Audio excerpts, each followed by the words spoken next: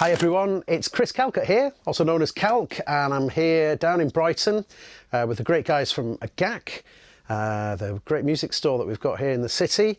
And I've got a really quite special thing here. I've got the TEO-5, the latest synthesizer from Oberheim. Of course, in recent times, Oberheim's name has come back into the market, building some amazing synthesizers. Originally, I guess, with the first time with the collaboration between Dave Smith and Tom Oberheim with the OB6 synth, and then a bit more recently the OBX8, the absolute powerhouse culmination of all the OB series from the early 80s into a modern package, but all of those amazing sounds, real kind of flagship based synthesizer. But with the TEO-5, what we've done with this one is kind of bring it into a kind of a slightly more affordable price point, but still kept that incredible Oberheim sound, and brought a modern synth out with it, because of course, you know, if you think about the OB6, you know, we have a certain type of architecture there based around this analog electronics. With the OBX8, again, quite a pared back kind of simple synthesis in terms of architecture, but really focusing on that sound. With the TEO-5, what we've got is a great Oberheim sound, but with all of the things you expect to see on a modern synthesizer in this day and age. So the real joy of the TEO-5 is essentially going to be the filter that we've got here. It's the SEM filter. The SEM was the very famous synthesizer expander module that Tom Oberheim designed, I think around 1974, I think, but should check my dates. But basically, it's that filter that really gave Oberheim that sound, and here it is in all its glory in this 5-voice polyphonic synth. Let's just take a quick listen to this patch here. This is one of the stock patches.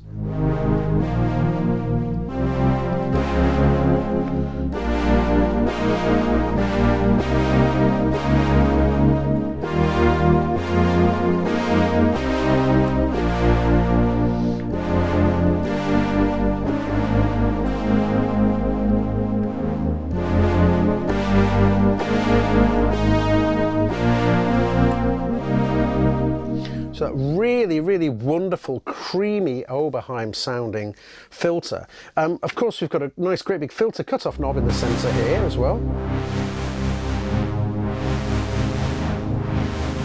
You get a bit of a flavor with it. But what's interesting about this filter is, of course, that it's a state variable filter. So here it is as a low pass, but then if I move through into the notch,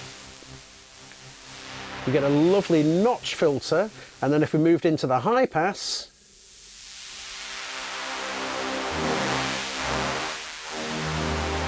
you're getting all that really big, broad range of sounds that we can get from a state variable filter with a continuously variable state between low pass, notch, and high pass. I can also switch in a band pass filter here as well if I want to. You'll find that in the menu here, in the program menu. If I just move up to, there it is. Oh, it is a little bit further on. It's in here. There we go. Filter band pass. That's on, and there we go. So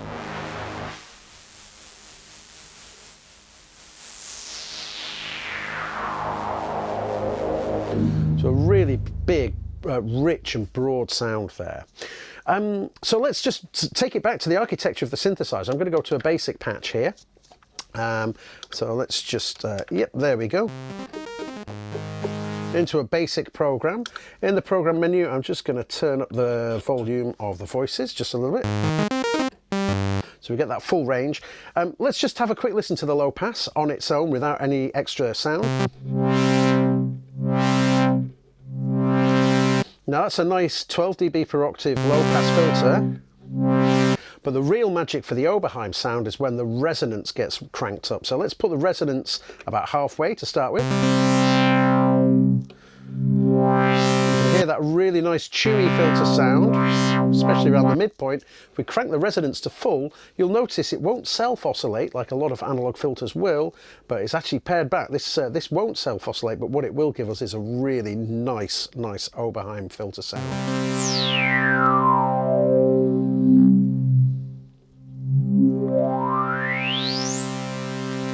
which is lovely. And then again, if we move into the notch filter,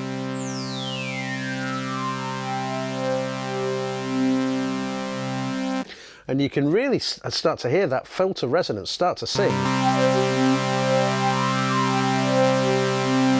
What would be really nice is to maybe if we want to modulate that. So over here we've got two LFOs. We have a monophonic LFO, so that's a global LFO that will always be in sync with itself. And then we've also got a poly LFO as well, which basically allows us to have up to 5 different LFOs, all set to the same shape but controlling things in their own way.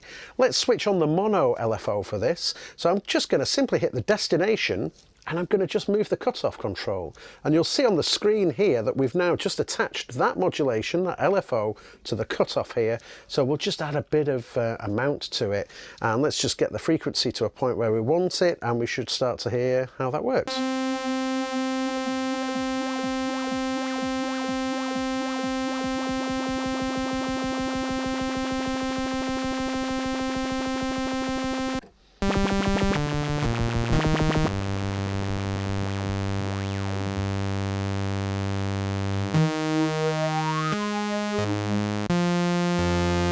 So a really nice way to be able to attach any kind of modulation to pretty much anywhere on the synth. And that's one of the really strong things about the TEO-5. With this modern kind of architecture that we've got, we can do a lot of very, very deep synthesis with this polysynth. Let's take a listen to another couple of patches here. We're talking about the SEM filter before. This patch really is quite a famous patch, and it sound, you know, you'll hopefully recognise this, but this is the Oberheim kind of filter sound.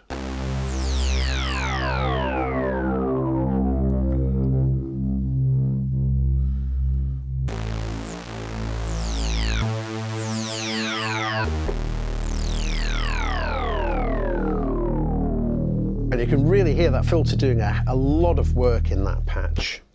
Let's go to something like this. Of course, it's a modern synth where we can you know, focus on old style, old school sounds, but also we've got some quite modern sounds in here as well.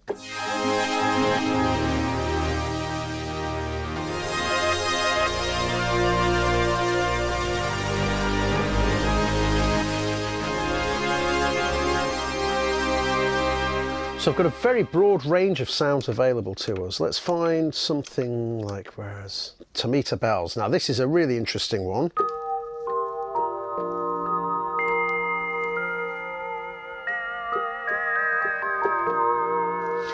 And this is interesting because it's using this function here, Cross-mod. Let's go to an initialized patch to sort of demonstrate this. So I'm going to go to a triangle waveform. We've got switchable waveforms here. We've got 2 oscillators with controls here, and these interesting switchable waveforms, which means we can switch in the waveforms as and when we want to. But let's just stick with a couple of triangles here, and yeah. Now if we have a listen, that's quite a basic sound. If I use the cross-mod here, you can hear how this is basically frequency modulating, FMing oscillator 1 with oscillator 2. Now let's bring oscillator 1 up an octave.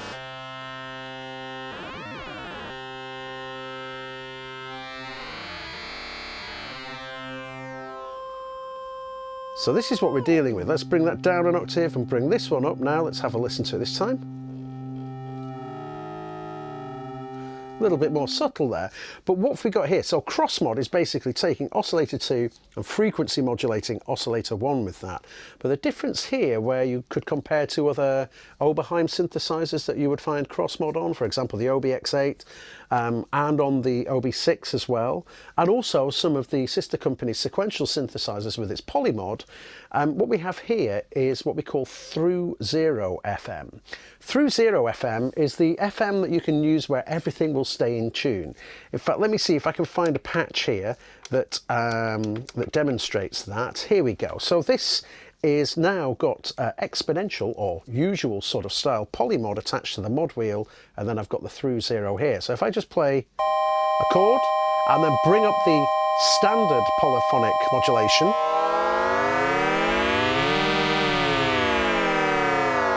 You can hear there how the tuning goes out quite quickly, and this is typical of exponential FM. But if we bring in the cross mod here,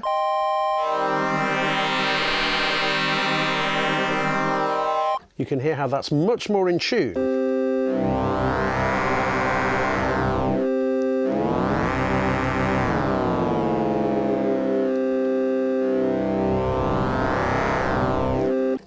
So actually we've got two types of FM built into TEO-5, but the X-mod pot here is the through zero, and that's where a lot of the goodness is.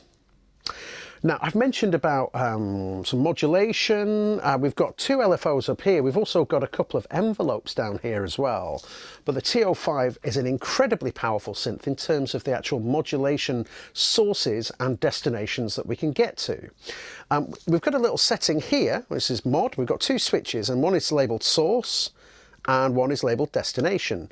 And we've got a really super easy way of being able to connect things to various different parts of the synthesizer. So once again, let's go to a basic program here. Let's bring the filter down a little bit, get a bit of resonance in there.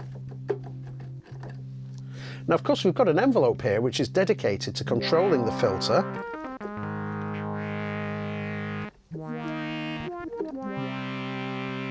But let's say I want to use this envelope to control something else. Well, I've got this switch here, and what I can do is I can put envelope 2 to be basically filter and amplifier envelope. So now the filter is controlled from this, as is the amplifier.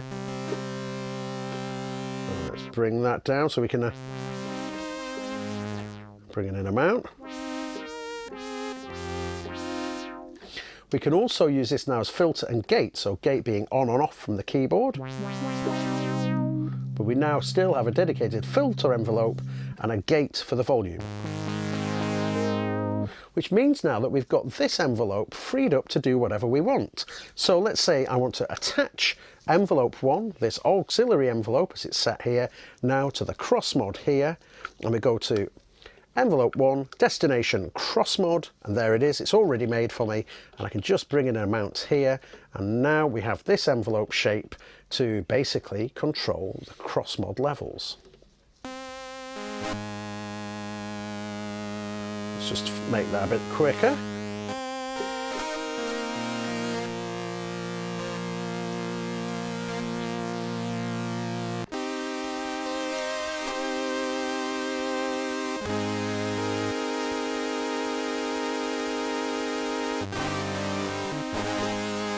Some nice gnarly sounds there. So we can use this modulation source and destination thing really quickly. In fact, I could do some interesting things. For example, maybe I could take the mono LFO here and I could say, okay, hit the source button, move the LFO control here, and then destination, and let's apply this to the reverb pre-delay here. So up in this section, we've got a nice set of effects. So we've got a multi-effects up at the top here with a whole load of different effects that we can see in the bottom corner here. Lots and lots to choose from there. But what we're interested in here is on the reverb, and we have a dedicated reverb here. So let's just get a bit of that set up. So now the pre-delay here, we can hear that chorusing pitch change. So if I attach now LFO1 to the pre-delay,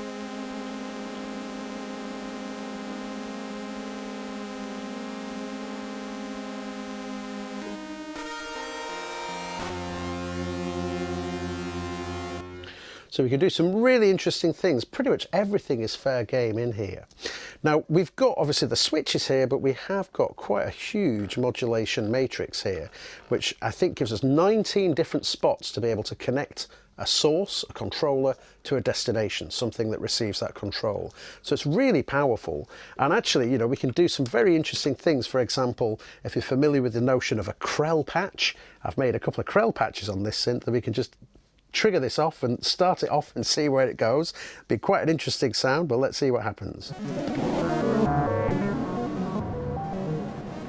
And this is a self-generating patch that'll just go on forever now. And I could just maybe take down the BPM a little bit, just to slow things down.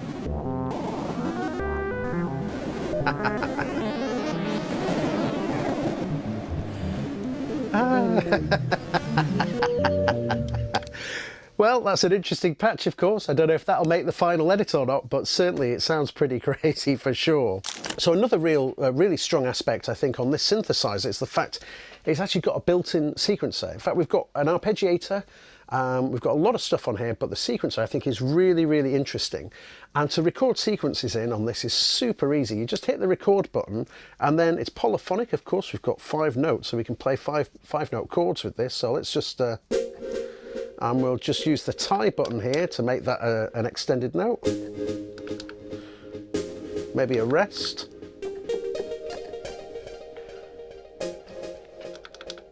And just tap through to create the sequence that we want. Once I've recorded that in, I can just hit play.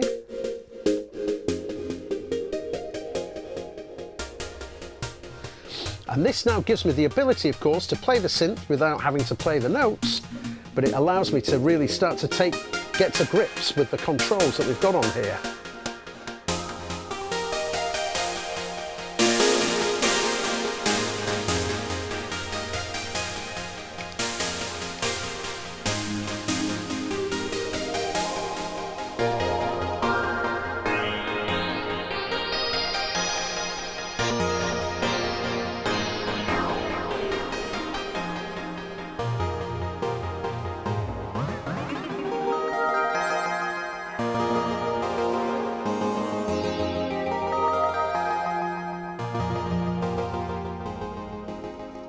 So we've got a lot of scope for sound sculpting on the TEO-5.